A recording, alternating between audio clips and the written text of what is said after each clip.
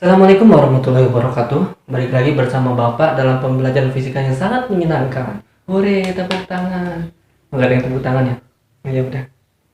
Tetapi sebelum pembelajaran Bapak mulai, marilah kita berdoa terlebih dahulu agar pembelajaran kita kali ini bernilai ibadah.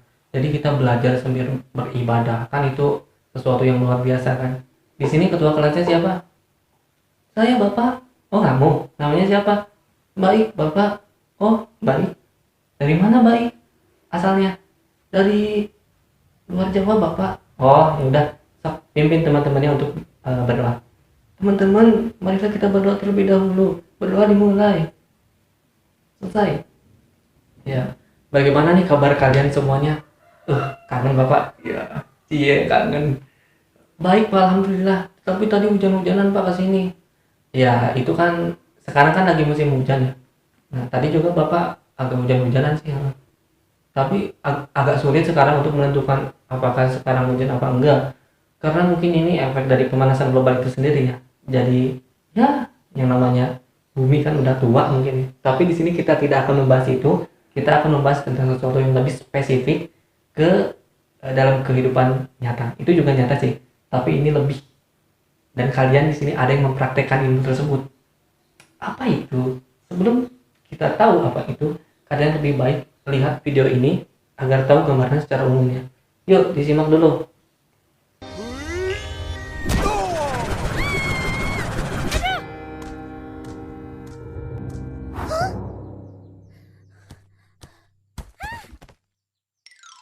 Jom, jom. Oh, ayo, Ihsan. Ihsan, kau tak apa-apa? Tak. Kau cari apa tu? Mana cermin mata aku? Tak ada pun. Nah, Hah? Terima kasih. Hah? dah patah. Habislah kamu, Ihsan. Ini berapa? 2. Ayah, boleh nampak tak? Nampaklah. Aku rabun jauh. Jadi? Jadi, benda dekat aku nampak. Benda jauh, kabur. Kasihan kamu, Ihsan. Ihsan, ini berapa? Hmm, Berapa, Ihsan? Berapa? 3. Ya, sudah ya. Ada yang mau angkat tangan?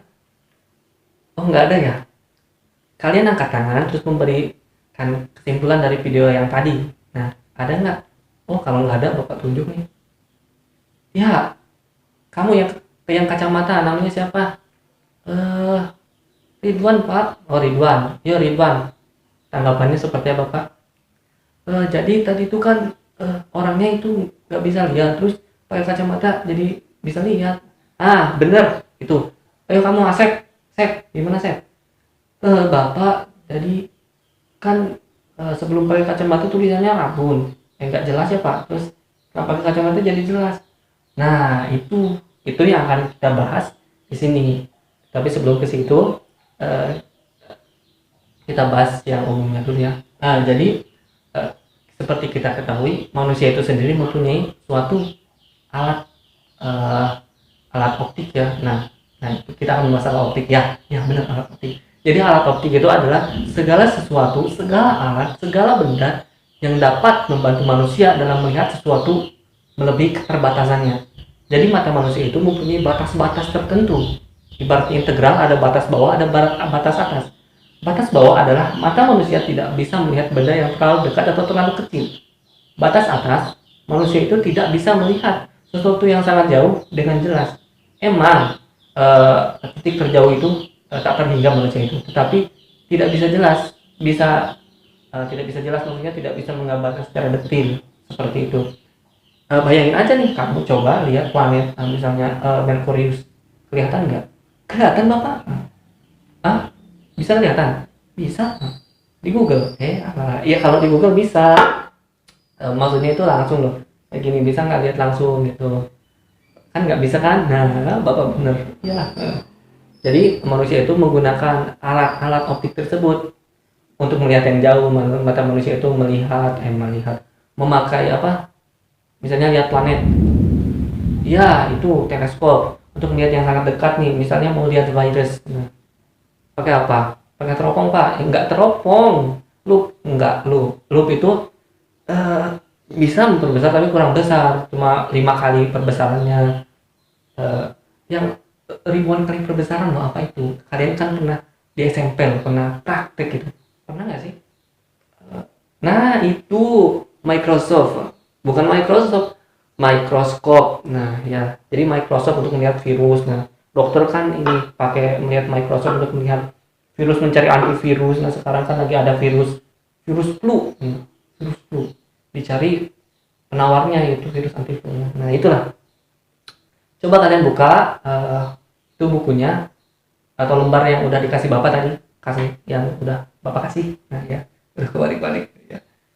Di situ kan ada gambar mata, ada bagian-bagiannya. Ya sebutin dari depan. Kamu apa? Iris bapak, pupil. Kamu kornea bapak. Ya kamu cairan. Cairan yang ada di mata. Ya kamu kornea. Ya untuk fungsi-fungsinya kalian bisa baca sendiri ya. Karena itu ada di pelajaran biologi, atau tanya ibunya lebih paham. Nah kita di sini mengambil lensanya aja. Karena lensa itu termasuk alat optik. Ya itu. Jadi si lensa mata manusia ini menurut bapak ya, emang iya sih benar sangat istimewa ya. Tadi kan memiliki keterbatasan, sekarang istimewanya seperti apa? Jadi secara otomatis mata manusia itu bisa memipis sama menebal secara otomatis. Itu dikendalikan oleh yang namanya otot siliaris. Ketika otot siliaris ini rusak, nah di situ mata manusia itu mulai agak blur. Jadi nggak bisa secara otomatis gitu. Kalau ini kan bapak masih normal ya, alhamdulillah bisa otomatis tuh. Segini masih jelas, segini masih jelas. Ada yang segini udah nggak jelas, jadi nggak jelas. Ada yang kayak gitu. Nah itu adalah kelainan. Nah kelainan di sini kita bahas karena ini bukan biologi ya, tapi emang biologi tapi ada masih fisikannya. Di sini kita bahas yang pertama itu apa yang pertama? Rabun. Ya betul, rabun. Lebih spesifik kan, rabun ada 2. Rabun apa? Rabun jauh. Nah gitu dong ya, rabun jauh.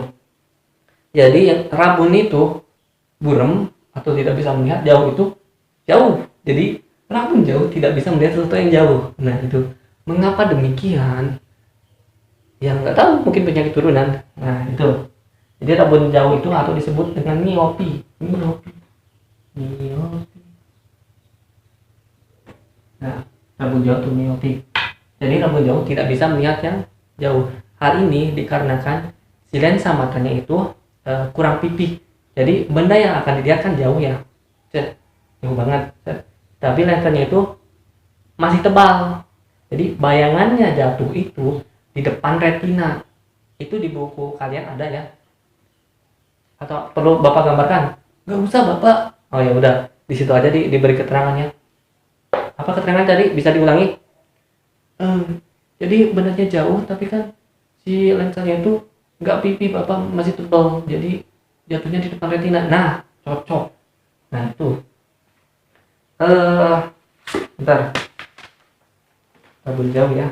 Ya, jadi seperti itu. Nah, untuk menolongnya itu kita tuh menggunakan kacamata ya. Ada yang meragukan ini? Ada bapak? Oh nggak ada ya, nggak ada. Ini kamu pakai kacamata tuh. Nah itu kan berarti hebat ya, keren. Jadi rabun jauh itu diganti dengan kacamata pemipih ya. Tadi kan lensa itu nggak bisa pipih, nah dibantu dengan kacamata negatif atau pemipih, bukan pemipih sih, lensa negatif atau lensa cekung. Nah itu loh, dibantu dengan lensa cekung.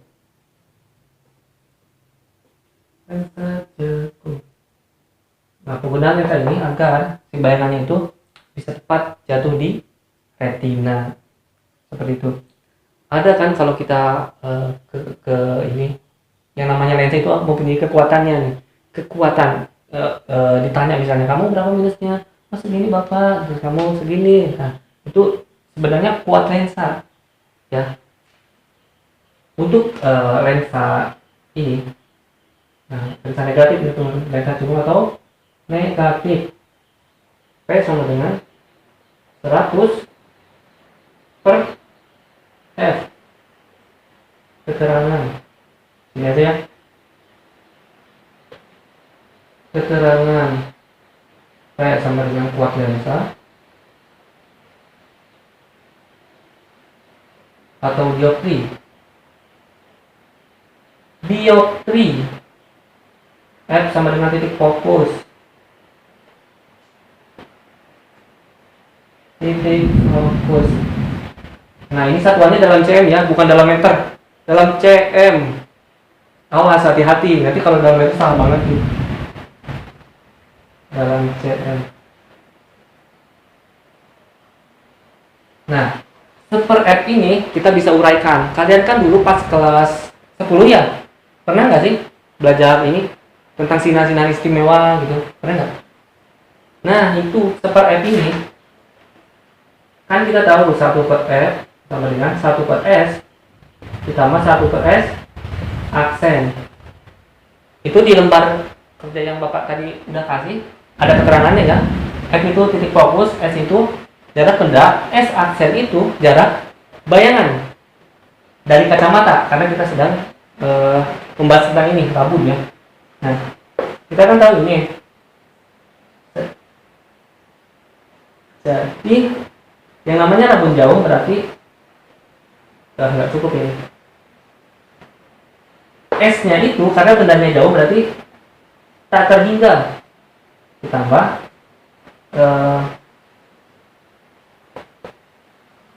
1 per S aksen.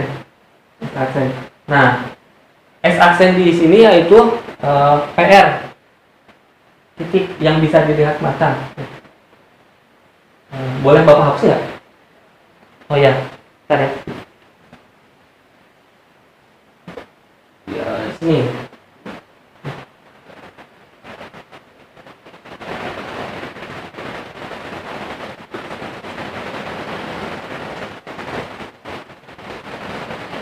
S aksen kita sama dengan pakai PR.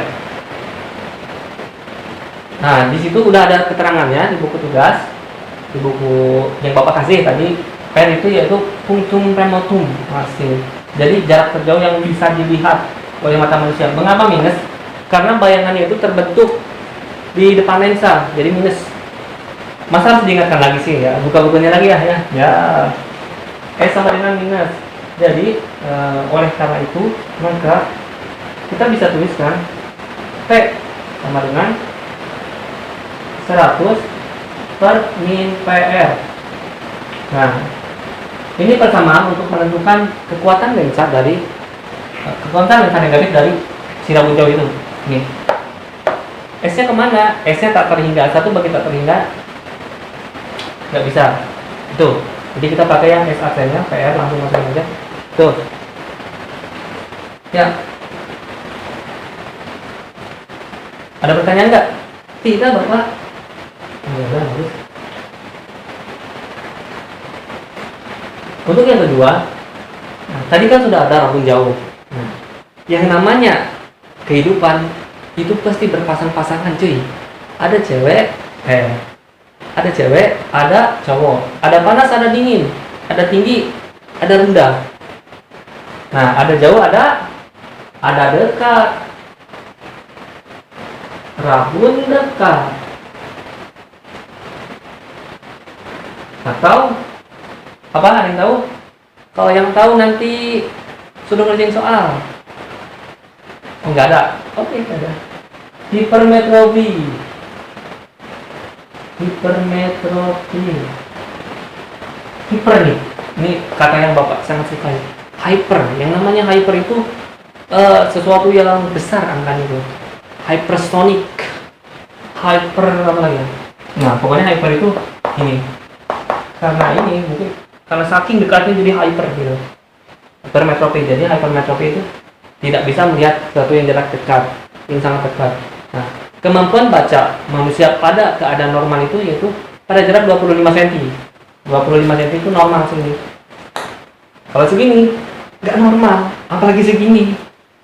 Nah, kalau segini nggak jelas, ini rabun dekat. Kita bahas sekarang.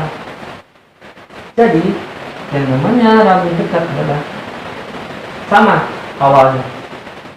P sama dengan 100 per F. Nah, F di sini mari kita uraikan. 1 per F sama dengan 1 per S ditambah 1 per S aksen. S benda, S aksen itu bayangan. Jadi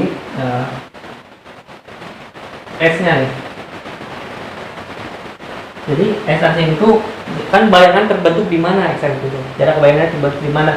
Nah, kita tuh lihat bayangan pada jarak berapa senti. Nah, berarti jarak itu adalah jarak terdekat yang dapat dilihat oleh mata manusia. Jarak terdekat itu di sini kita namakan PP. Bukan pulang pergi, tetapi puntum proximum. Itu PP. Terus jangan lupa bayangan terbentuk di depan lensa. Jadi ada tanda minusnya, set min PP. Terus kita masukin yang ini semua ke sini, masukin yang sini. Jadi P sama dengan 100 per F S ditambah 1 plus minus PP 100 ini. Itu. Nah, kalau S-nya tidak diketahui, misalnya ada soal yang menanyakan S-nya tidak diketahui, kita bisa menggunakan yang 25 cm itu, jarak baca normal. 25 cm. Seperti itu. Ada yang ditanyakan? Tidak, Bapak. Oh ya udah. Kalau tidak, kita lanjut ke yang ketiga.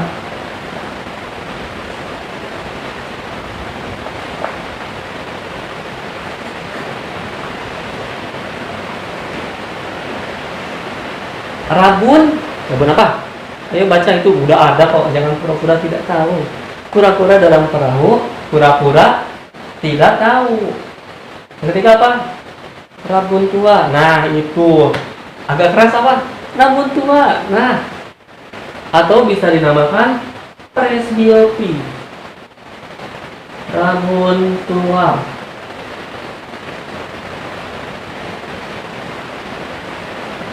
Nah, untuk penanganan kasus rabun tua ini, biasanya para ahli ahli dalam berkacamata, ahli perkacamataan maksudnya, menggunakan lensa rangkap.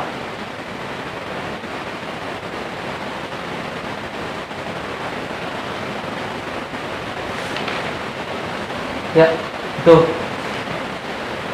lensa rangkap. Ya, sekarang kalian coba dibuka, itu kan udah ada ya contoh soalnya. Nah, ada tamu.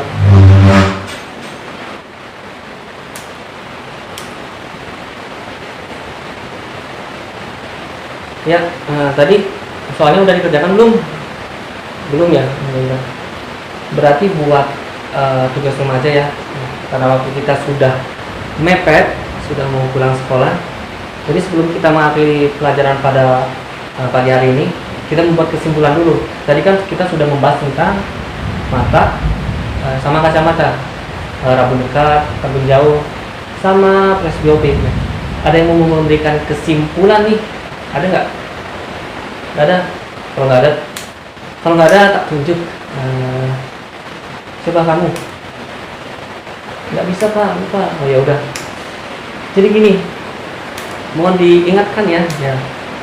Jadi alat optik yang pertama, alat optik adalah segala alat atau semua benda yang dapat membantu meningkatkan kemampuan penglihatan mata manusia. Terdiri dari bisa lensa, bisa cermin juga bisa, lensa cekung, bisa cembung atau variasi dari keduanya itu. Kemudian kita tadi sudah membahas 3 kelainan. Yang pertama itu rabun jauh atau presbiopi, yaitu keadaan mata tidak bisa melihat sesuatu yang sangat jauh. Hal ini dapat dibantu dengan kacamata bernilai positif, bernilai negatif yang pipih. Ya, itu untuk rambut jauh. Untuk yang rambut dekat, berarti ketidakmampuan mata manusia untuk melihat sesuatu yang dekat atau disebut hipermetropi, bisa dibantu dengan kacamata positif atau berlensa cembung. Kacamata cembung berlensa positif. Nah, itu. Kemudian untuk yang sudah presbiopi, nah mungkin segitu dulu karena waktu kita sudah menghabis. Tugas-tugas yang udah di lembar kerja itu mohon dikerjakan. Sekian dari Bapak. Ada yang pertanyaan nggak sebelum diakhiri? Ya ada Bapak. Nah ya udah, mari kita akhiri dengan bacaan Alhamdulillah. Alhamdulillahirabbil alamin. Wassalamualaikum warahmatullahi wabarakatuh.